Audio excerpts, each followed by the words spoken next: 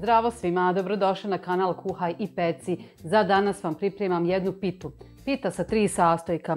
Dakle, imamo pečene jufke, gotove, koje sam kupila ovdje u obližnoj piličari. Odmah sam usput kupila i file, možete bilo koji drugi komad piletine, samo da nema kosti, da je dobro očišćeno. I ovdje imam nariban žuti sir koji koristite za picu. Da li je to edamer ili gauda, sasvim je svejedno. Gauda se malo lakše topi. Eto, kod mene recimo ovaj put gauda. Dakle, ne treba, dobro, trebaju nam naravno začini, so i biber, jel? I treba nam malo rastopljenog putera. Ja sam to već pripremila. Idemo mi polako sa poslom. Prvo ćemo ovu piletinu sitno nasjeckati.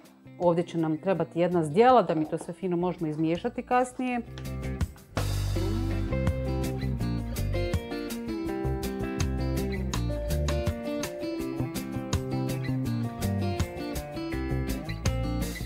Piletinu ćemo malo začiniti, malo bibera, malo soli, onoliko koliko vam treba da je vama po vašem ukusu slano. Izmiješamo i stavimo sa strane. Jufku sam izvadila, sad ćemo je da raširimo, da vidimo kako je spakovana. Ako bude metar sa metar, rezat ćemo. Da vidimo, ovo sklonimo.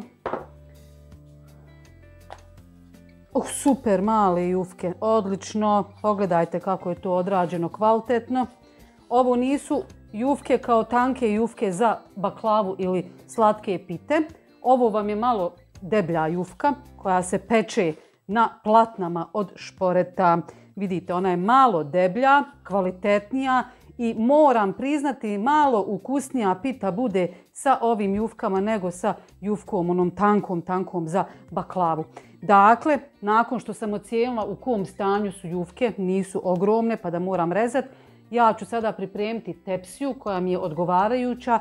Sad, možete vi slagati, vidite ovako kako jeste, pa recimo u pleh pa napravite slagani burek, ili možete motati sebi pa redati, dakle, isto palačinke u jednu tepsiju, kako god hoćete.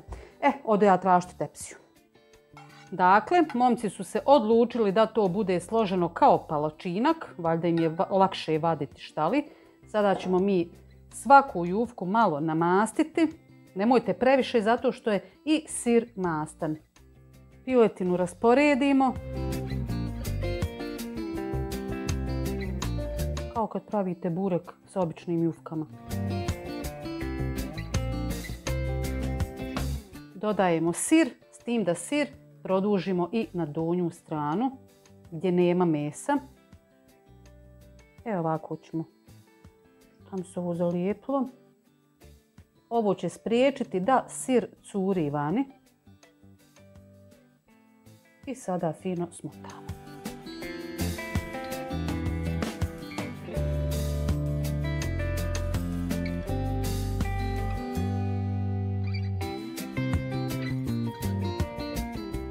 Smotanu jufku redamo u tepsiju. Jesam je ucicala, gledajte što sam majstor.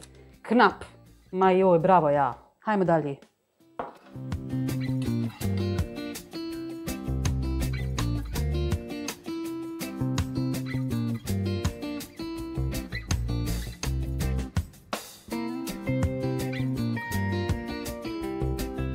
Evo vidite, ostale su mi 2 jufke i napravila sam nešto kao pizza. Ma nije kao, svi su sastojci osim onog origana, njega sam baš zaboravila.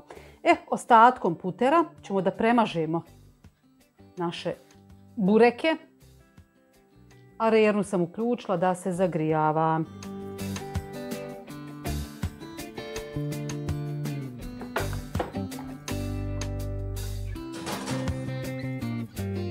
Evo ga.